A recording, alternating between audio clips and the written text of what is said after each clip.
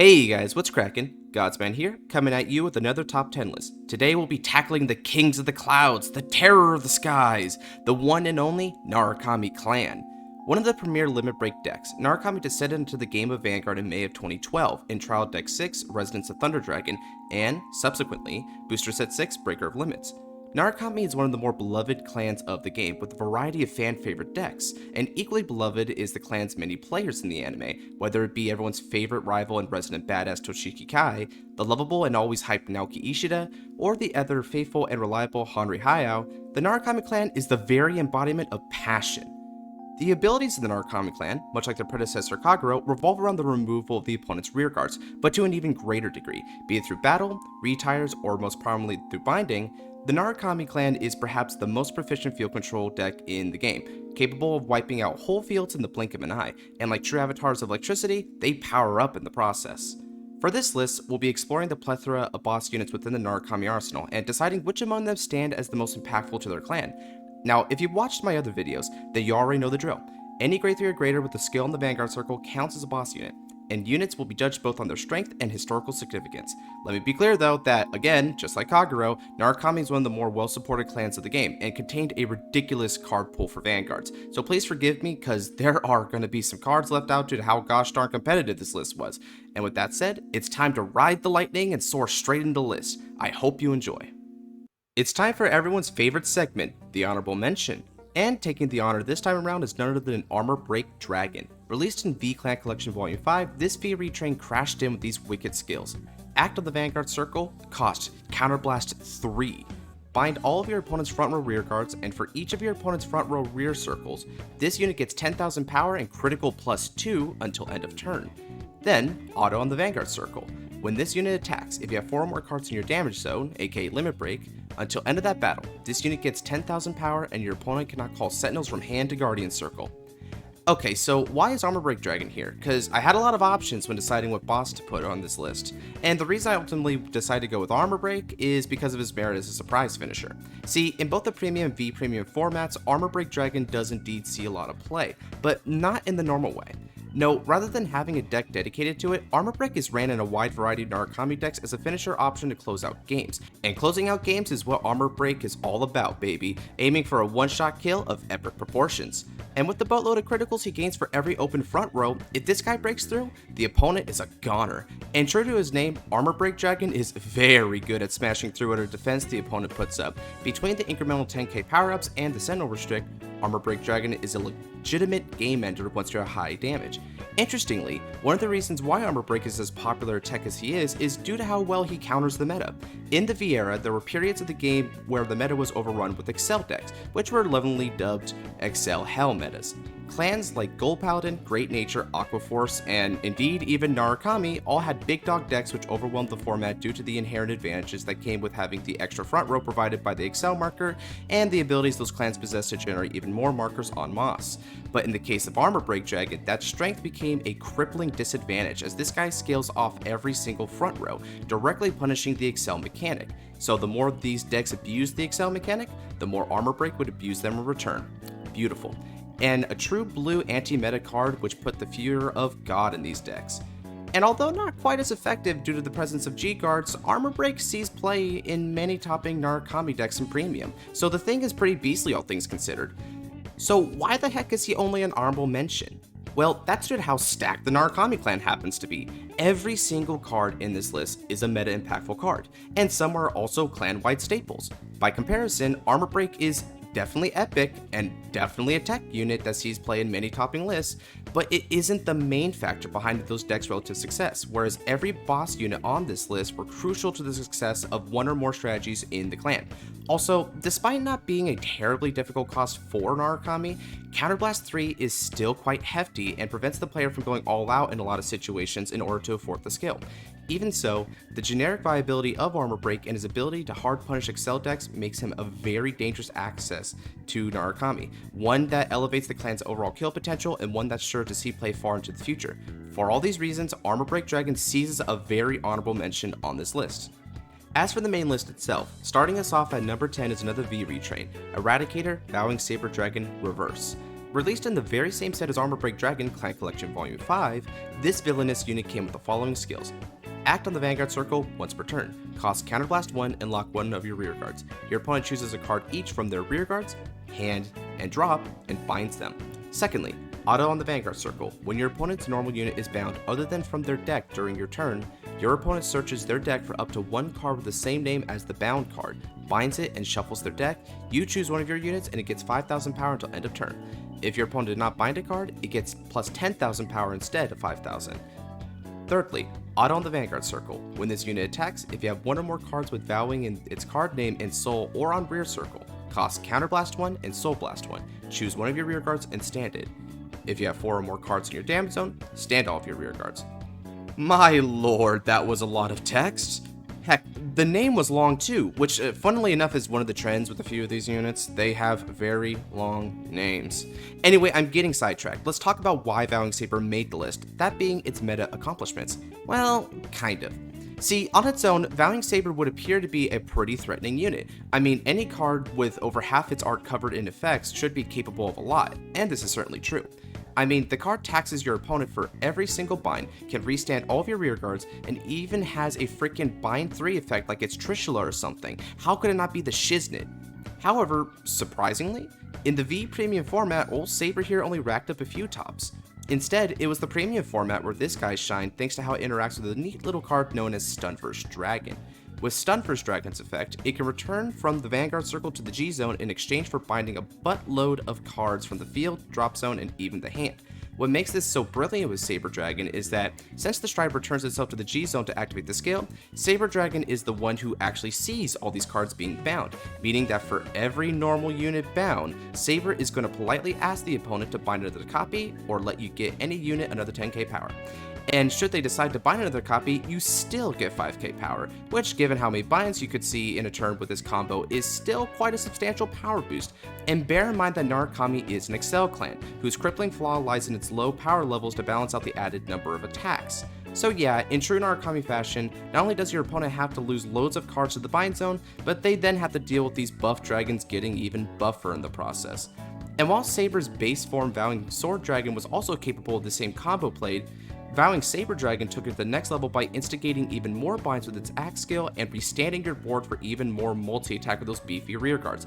It was a sickening combo that eventually got addressed on the ban list, but not by hitting Saber. See, that's the thing about this unit. Despite its many skills and relative meta success, the card was only devastating because of this combo in Premium. Without this single interaction, Vowing Saber is just a pretty strong boss unit as seen with the few tops it achieved in V-Series.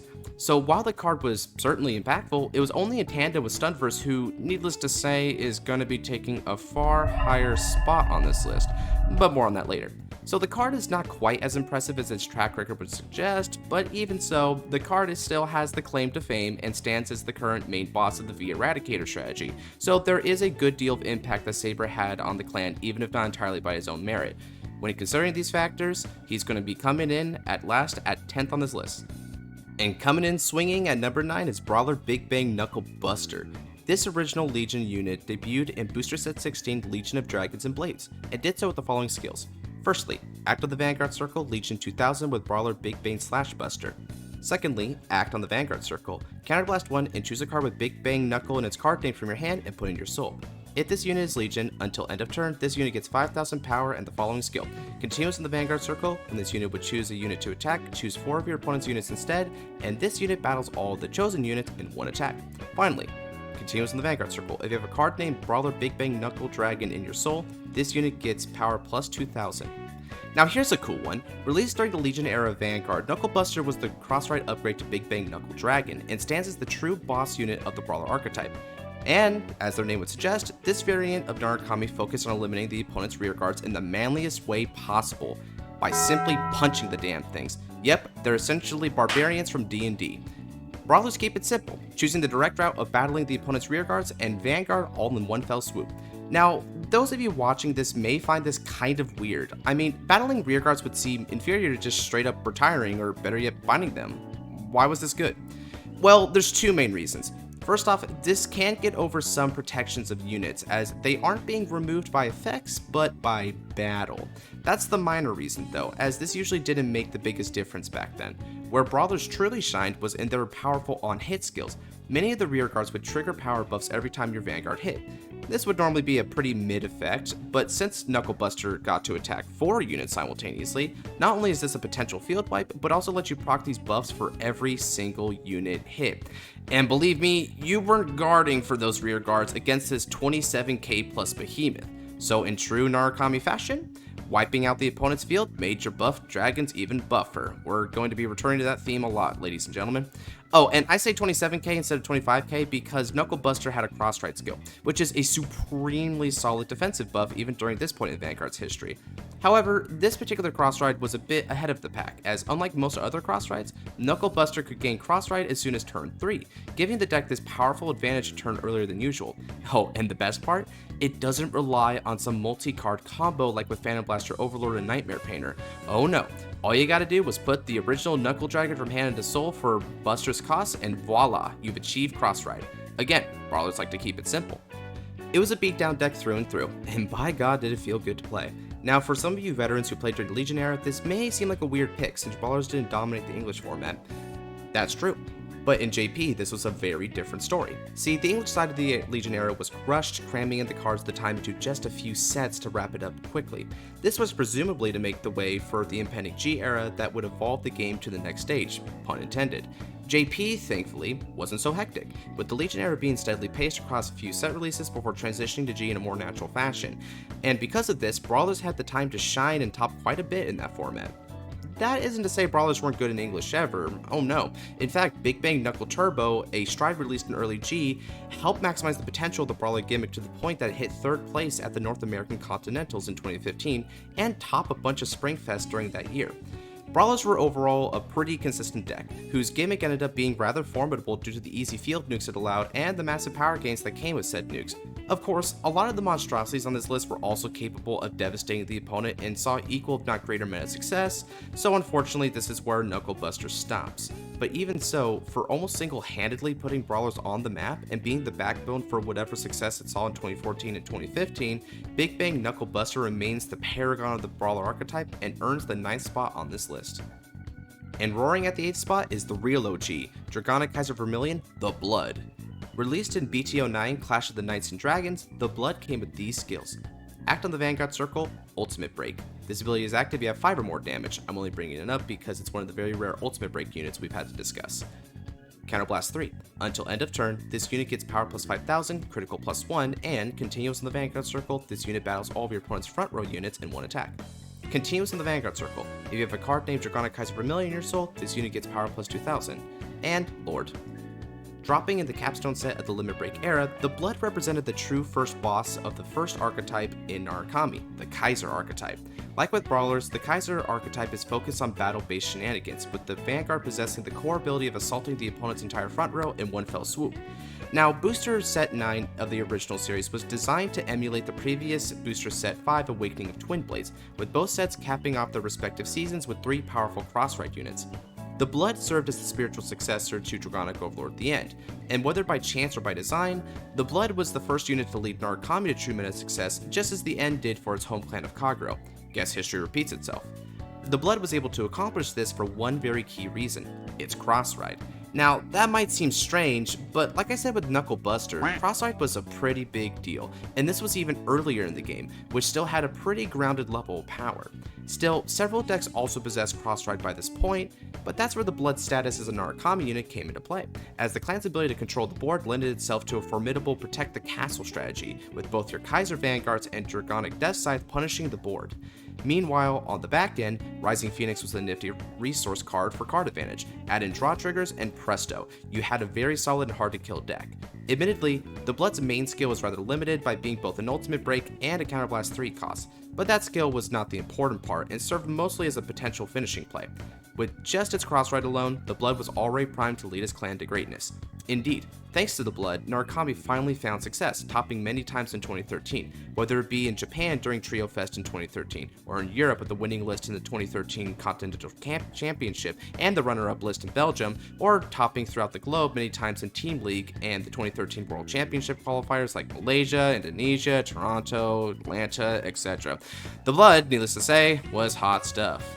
That said, its time in the spotlight didn't last for very long, and the Break Ride era soon overtook the meta, forcing the Blood to bow out to the next generation. Still, it had an admirable meta stint, nothing tier 0, but still very good, and it being the thing that brought Narus to the big leagues for the first time is the biggest contribution the Blood made to his clan, and the principal reason why he takes the 8th spot on this list. I can hear you guys cheering now. Busting in at number 7 is Eradicator, Gauntlet Buster Dragon. First dropping in VBTO5 Aerial Steed Liberation, this epic V retrain possessed these skills. Continues with the Vanguard circle. During your turn, this unit gets power plus 5000 and critical plus 1 for each of your opponent's open front row rear circle. Secondly, act on the Vanguard circle, cost, counterblast 1, and discard a card from your hand. Bind all of your opponent's front row rear cards. You may move all of your opponent's back row rear cards to a rear circle in the same column. Remember Armor Break? Yeah, here was the prototype. Big power up, multiple criticals, front row wipe, the whole 9 yards. The big difference here, however, is that Gauntlet Buster Dragon was in of itself the big reason for why Eradicators were a meta strategy. Releasing in 2019, Gauntlet Buster Dragon was destined for greatness, immediately taking the V Premium format by storm, topping many major events and even taking the gold at several BCS tournaments. And this was quite the feat, as 2019 saw a great deal of powerful V-Series strategies, with many noteworthy strategies such as Melody, Messiah, Maelstrom, those were 3 M's in a row, neat.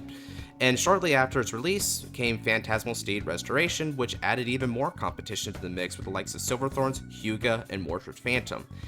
Yeah, the competition was quite fierce, and while Gauntlet Buster wasn't the clear best deck of them all, he was right there in the top rung, duking it out with the others.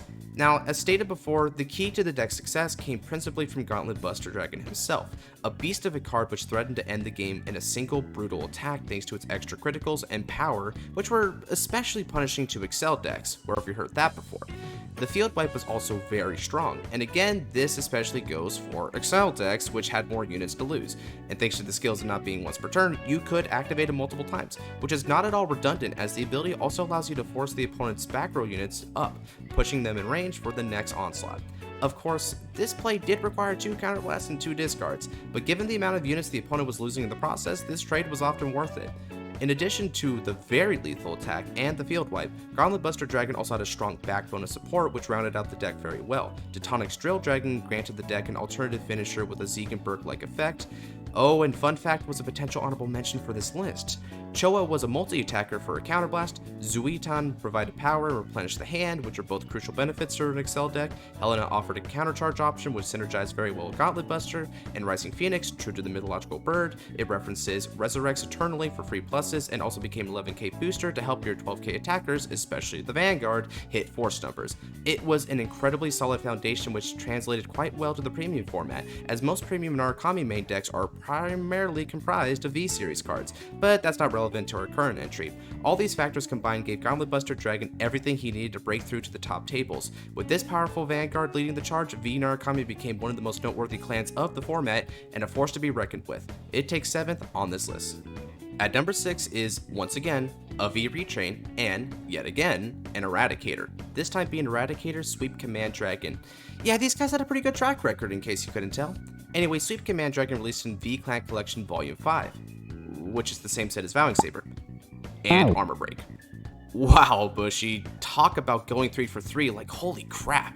Anyway, here are the effects. Auto, when this unit is placed on Van or rear circle, costs Soul Blast 1. Choose one of your opponent's front row rear cards, bind it, choose up to one of your opponent's back row rear cards, and move it to an open front row rear circle. Auto on the Vanguard circle once per turn.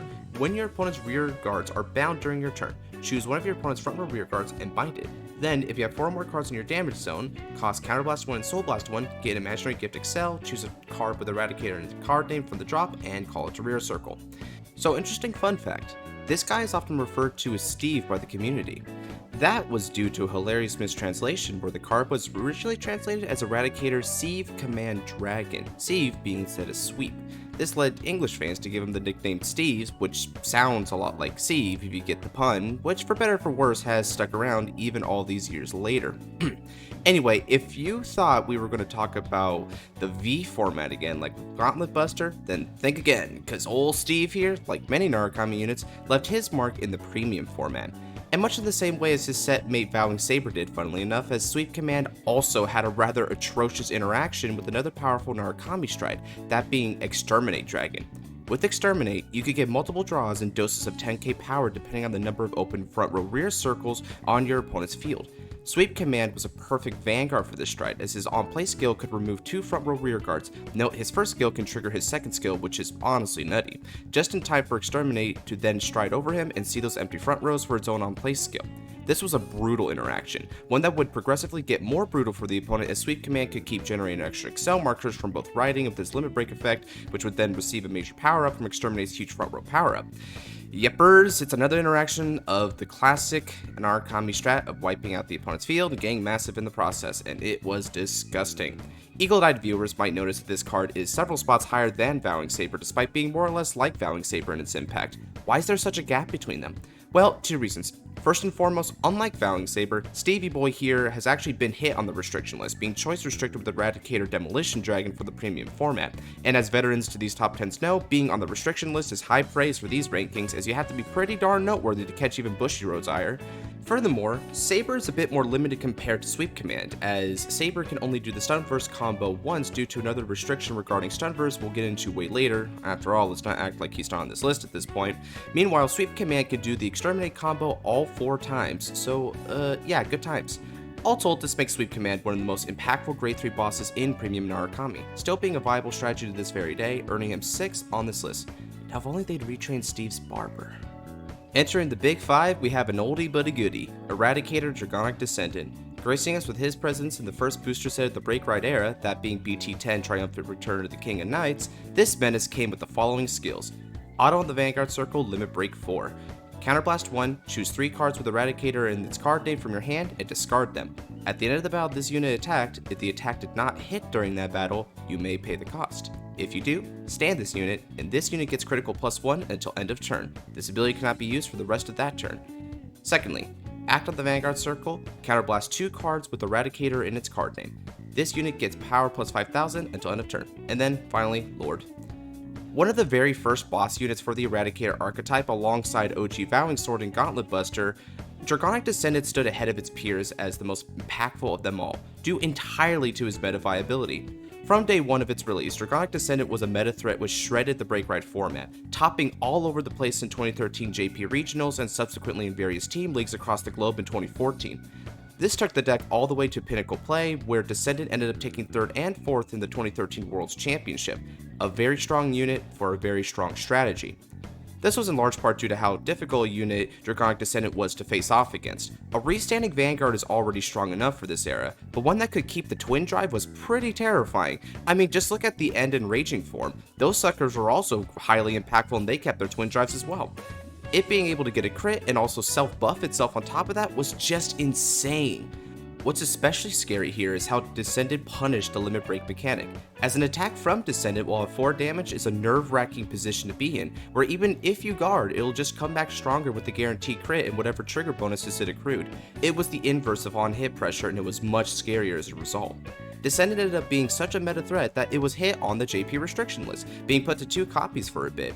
It was a defining deck of the early Break Ride era, which gave Eradicators a strong start in the format, and for its impressive meta stint and the precedent set, Dragonic Descendant takes 5th on this list. Honey, it's time for another V retrain. Yes, Bushy. Okay, well actually that's kind of a lie. See, at number 4 is Dragonic Vanquisher Full Bronto, a retrain of the V retrain of Dragonic Vanquisher. So it's kind of a V retrain, but technically original as it's the only full Bronto ever released, so I don't know, you decide. Anyway, this guy dropped in everyone's favorite set ever, VBT-12 Divine Lightning Radiance, and did so with these effects. Continuous on the Vanguard Circle, this unit is also regarded as Dragonic Vanquisher. Auto on the Vanguard Circle, when placed, all of your front row units get power plus 10,000 until end of turn. Thirdly, Auto, when bound from hand during your turn, if your Vanguard is Dragonic Vanquisher, cost discard a card from hand, write this card as stand, and this unit gets drive -1 until end of turn. During that turn's end phase, you cannot get Imaginary Gift Excel, and at the end of that turn, write a grade 3 from your Soul's Rest. This ability may only be used by a card with the same name once per turn. It took quite a while, but we're finally going to be talking about Dragonic Vanquisher. Originally the G era face of the clan, Dragonic Vanquisher was the strategy that first popularized Narukami's trademark binding abilities, which helped build towards the Narukami keyword Thunderstrike. For reference, the Thunderstrike keyword is a condition which counts the number of cards in the opponent's bind zone, an example being Thunderstrike 2 skills being active once the opponent has 2 or more cards in the bind zone. This was one of the more intriguing keywords and how it evolved the nuance of the Narukami playstyle, but more on that a bit later. Anyway, the V-Series iteration of Vanquisher saw fit to differ from the original in how it utilized Narukami's ability to bind, as in addition to binding the opponent's rearguards, Vanquisher also bound its own cards to initiate combo plays like calling bound cards back for multi-attack or drawing additional cards. And the most important of these combo pieces was Full Bronto, which Superior wrote itself when bound.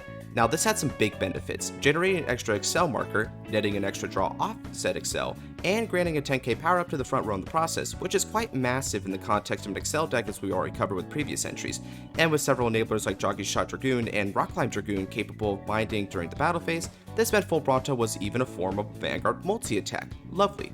Although already fairly strong in its own right, V-Series Dragonic Vanquisher truly came into its own upon Full Bronto's release, pushing the strategy to great success in the V Premium format and seizing a plethora of tops over its tenure in the meta, even topping in many of the 2023 VCSs. The deck became prolific enough that it joined the likes of Thavas and Gurgit as one of the faces of the so-called Excel Hell meta we discussed way back. Oh, and did I also mention that it's banned? Yep, that's right. In the Premium format, this guy is banned. You straight up cannot play him. This was for two reasons. For one thing, the card had it coming on account of Vanquisher being an absurdly strong strategy in the format thanks in part to Full Bronto's power and ease of use. The other reason? Well, wouldn't you know it, it's because the card had a crazy interaction with the Stride. For this rousing round of Bushy following the ball, we'll be turning to a recently errata Stride from the 2023 History Collection, Lightning Dragon Knight Zoras. Like all the errata strides from this set, they shared the skill to stride during the main phase until the original strider of that respective clan, in this case OG Dragonic Vanquisher, and received 2 imaginary gift markers in the process. Obviously, the ability to flat out gain 2 Excels right off the bat was pretty nuts, especially with Excel 2 being the strongest of the imaginary gift by most account, and being able to perform this stride while the opponent's at grade 2 was questionable design, but the intended drawback was forcing players to run the OG striders which didn't inherently wrap markers, thus limiting the number gained in a turn to 2. Well, Full Bronto broke that rule in half. See, one of the features of a Stride unit is that they inherit the name of their heart card. This is relevant, as that meant Zoras was considered Dragonic Vanquisher and thus able to be ridden over by Full Bronto, netting you a whopping 3 Excel markers and also an extra Vanguard swing and the 10k power bonus to the 5 front row units you already had available. Thankfully, Bushiroad had the foresight to nip this particular interaction in the bud by banning Full Bronto before it could terrorize the premium metagame with Zoras.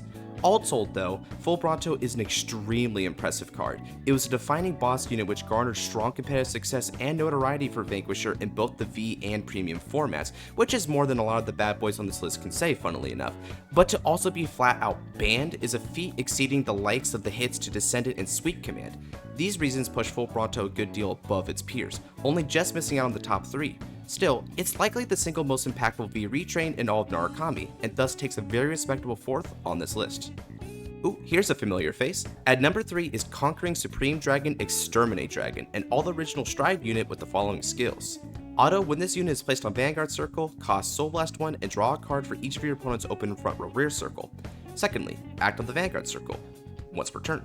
Cost Counterblast 1, and all of your front row units get power plus 10,000 until end of turn for each of your opponent's open front row rear circle. Now, you're going to notice a pattern with these top 3 units, and it's going to be a really telling one. But for now, let's just discuss Exterminate, who isn't going to need a terrible amount of explanation as we've already discussed the card's greatest exploit with his partner in crime, Steve.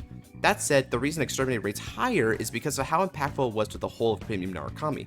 Prior to Exterminate Dragon, the Narukami clan was already quite fearsome in the Premium format, with Stunverse being the clan's key card which wiped out both their field and eventually their hands. Now, as one would imagine, the usual tactic for dealing with Narukami matchups, as with most control matchups, would be to simply leave no rearguards. That way fighters wouldn't lose their cards to the bind zone and empower the opponent's cards in the process. This was a good thing. Narukami being an extremely potent control deck needed this kind of counterplay to keep the clan from being overpowered.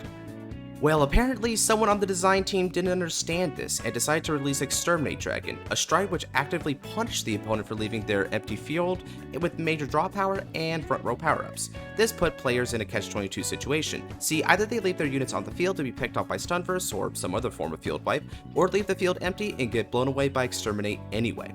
Of course, with Sweep Command, you could have your cake and eat it too by wiping the front row and then going into Exterminate regardless, but even beyond that busted interaction, this card put the player in quite the pickle. Such a pickle, in fact, that Narukami saw an even greater degree of success with Exterminate's release, being able to take on previously bad matchups with newfound fervor, igniting a new storm into the format. And seeing as how the card is completely generic, this dangerous dragon served as a staple for every single deck in the clan, seeing play in every Narukami deck in the premium meta without fail. Simply put, Exterminate exists to address the one true failing Narukami had as a control strategy, inviting harsh punishment to all fighters who would dare sidestep your furious assaults. Its impact to the clan is simply undeniable, and will continue to be one of the very backbones of premium Narus. For this reason, Conquering Supreme Dragon Exterminate Dragon takes the bronze on this list. Returning to the Vanquisher stuff at number 2, we have Conquering Supreme Dragon Dragonic Vanquisher Voltage. Like I said, really long names. First introduced in GPT-05, this hefty son of a gun came with the following skills. Act on the Vanguard circle once per turn. Choose a face-down card named Conquering Supreme Dragon Dragonic Vanquisher Voltage for your G-Zone and turn it face up. Until end of turn, this unit gets auto on the Vanguard circle. When this unit's attack hits a Vanguard, your opponent chooses one of his or her rear guards, retires it, and you choose up to 2 cards from your opponent's drop zone and bind them face up. And, continuous on the Vanguard circle, Generation Break 3. During your turn, all of the units in your front row get power plus 3000 for each card in your opponent's bind zone. Remember Thunderstrike? Well, now we're going to get to the grand payoff for all that hard work you put into binding your opponent's cards. At first glance, Voltage may appear to be pretty, well, whelming. 3k to front row for every of your opponent's bound cards doesn't sound terrible, and the ability to accumulate more binds is tied behind the Vanguard actually hitting. No draws, no hand rips, nothing like that, just power. But looks can be deceiving, and the power gained from Voltage is in fact rather tremendous, and made the card one of the premier finisher strides of the Narukami clan ever since its release. See, the numbers are a bit deceiving, as 3k to the front row may not be threatening at first, but let's do some math, folks. One bind is 3k. This means 9k total power from a single bind. Sounds legit, but it gets better. Remember, Narukami's an Excel clan. That means 4 to 5 units on average are getting the power. Let's lowball and say you only have one Excel marker, meaning 4 units. That's 12k power for a single bind. Now, let's say you got 5 binds, an extremely easy metric. That's a grand total of 60,000 power gain. Yikes. And this only gets more and more ridiculous the more cards you bind and the more Excel markers you accrue. And as we've seen from the previous cards on this list, binding is something this clan is good at. Voltage is a very impressive unit in that he's never wavered in his utility to the clan, bringing perhaps the ultimate reward for accelerating the Narukami Thunderstrike gimmick. Whether upon release in GPT-05, all throughout the G era, early premium, and even modern premium, Voltage is still chilling in the G zone, ready to absolutely bombard the opponent with near insurmountable numbers. Now, it would be disingenuous of me to not address the existence of Exterminate, our previous entry, which also provides a wicked front row power-up. However, Voltage can oftentimes outscale Exterminate in raw power, and whereas Exterminate predicates its power-ups on the opponent's open front row rear circles, which is countered by units which cannot be chosen by effects, Voltage relies on the opponent's bind zone, which is a more reliable metric of power since Narukami units bind from a variety of places, including the drop zone. Now, that isn't to say Exterminate isn't insane, borderline busted unit, because it is, but when considering the power and consistency of these units, Voltage comes out ahead as the go-to finisher to close out games. And again, it must be said that the longevity of this unit's relevance is an astonishing feat, being viable for over 8 years now. And of course, the card is completely generic, as most of these are, despite being a Dragonic Vanquisher by name, so any Narukami variant capable of binding can call on the strength of this unit. Voltage is another one of the backbones of the premium Narukami G-Zone, being an incredibly potent and reliable endgame boss, and for his many years of continued service to the clan, is awarded the silver on this list. And now, at the number 1 spot, the top dog of the Narukami clan, and perhaps its most infamous unit to date, Conquering Supreme Dragon Stunverse Dragon. Released in Premium Collection 2020, this stride unit released with the following skill. Act on the Vanguard circle, Soul Blast 1, and turn a card in your G-Zone face up. Put this unit into your G-Zone face up. Your opponent chooses 4 cards each from his or her rear guards and drop zone, binds them. For every 4 cards in your opponent's bind zone, you draw a card, and your opponent chooses a card from his or her hand and binds it. Now, Stunverse is at the top spot of this list because it checks all the boxes in what makes a boss unit worthy of this list. It's extremely powerful, historically significant, generically viable, enabled insane combos, undebatably meta, got hit on the restriction list, and is even the face of the whole clan for some. This card is truly the complete package, and kind of blows most of the other cards on this list out of the water in sheer impact. Dissecting all these elements one by one, let's first discuss the effect. Now, as we talked about with previous entries like Vowing Saber Dragon, Stunverse is a high impact card that is an absolute nightmare on the opponent's resources, wiping out their field and then progressively their hand too, all while replenishing your own. This one card did two of the most important jobs in the Narukami clan by itself, which was A, accumulating binds, and B, gathering card advantage. And that's important to note, as it didn't particularly matter what deck you were playing, Stunverse could still single-handedly win games for you on sheer card economy. Stunverse also belonged to a subset of strides often referred to as V+. That is to say, by putting itself back into the G-Zone prematurely, it allowed any grade 3 Narukami boss to still do their effects right after, so literally any version of Narukami synergized with this supremely generic card. Now, that isn't to say that some decks weren't better than others in this capacity, oh no. Vowing Saber, of course, gave the deck a boatload of power and multi-attack to beat the opponent to death with, and Vanquisher similarly could accelerate markers and hit big numbers with a full Bronto ride. Even obscure strategies like Dungaree were decent, sheerly by the merit of this one card. Obviously, this did a lot for the clan. I mean, in a lot of people's eyes, this was the whole clan, pushing Narukami to top-tier competitive success for most of its lifespan. And over time, Stunverse became a community icon, in a negative way, a boogeyman if you will, sparking many debates on whether the card was fundamentally unfair, or if it was on the player base for being unable to sufficiently play around the card, and in turn became a prime example of the perceived lack of card balance in the premium format as a whole. This discourse, and continued meta play, eventually led to it getting hit on the restriction list, being put to a single copy which, of course, everyone still plays to this very day. As stated before, this card is peerless, checking literally every box ever for being an impactful boss unit. It is a cut above the rest. Heck, while Exterminate is a serviceable substitute and Voltage is still potentially the stronger finisher, Stunverse just blows even those two units out of the water in terms of raw impact and unfair card design, not to mention infamy. And so, in the end, conquering Supreme Dragon Stunverse Dragon, true to his name, stands supreme amongst his fellow Thunder Dragons as the single most impactful boss unit in all of Narukami. And that was the list. Now, Narukami is a fascinating clan to observe, as despite being successful for admittedly most periods of Vanguard's history, the clan bound by far the most success in the premium format, with over half of the cards on this list having some relevant impact there, and the top 3 bosses even being all strides. The V paradigm shift was arguably a big reason for this, with most of the decks in Premium boiling down to just a V series main deck with a G zone. Furthermore, many of the boss units in V were really quite remarkable, being fairly strong in V series of course, but finding an even greater level of impact when used in tandem with the card pool of the Premium format. Although some units like the Blood and Dragonic Descendant did champion the clan to great success in the early days, Narukami still ultimately comes out as a clan that's backloaded, with much more prominence in the recent years than in years past, perhaps in large part due to the introduction of the bind mechanic in the G era. Regardless, the Narukami clan remains one of the more potent and iconic ones of the game, matching or perhaps even succeeding their predecessor Kagero in terms of both fame and overall success, with their mastery of the bind mechanic putting it at the forefront of control strategies in the whole of Vanguard. That said, this did come at the cost of other sub-strategies, such as the Brawler style field battling, to go undersupported, instead opting to simply expand on the versatile framework that is binding. Perhaps Bushi will show some more love to these alternative playstyles someday, or maybe even design a new one altogether. But even if not the case, Narukami will remain in a good place as it is, with its constant field wipes and wanton mass destruction with overly muscular dragons. Thanks for watching. If you like this kind of content, then let me know what other top 10 lists you would like me to do. Next up on the list of Dragon Empire clans is Nubatama, the sneaky ninja clan whose primary objective is not necessarily to win, but rather to annoy the opponent into submission. I'm joking. Kinda. Anyway, if you have anything you'd like or dislike about the list, or any ideas or suggestions from the Nubatama list, please comment down below. Trust me, I do read them. In the meantime, check out my other videos. I do top 10 videos like this, fight nights, tier lists, anime reactions, the whole shebang. And if you like what you see, consider leaving a subscribe and turn on the notification bell for the next time I load a video. And with that said, take care, God bless.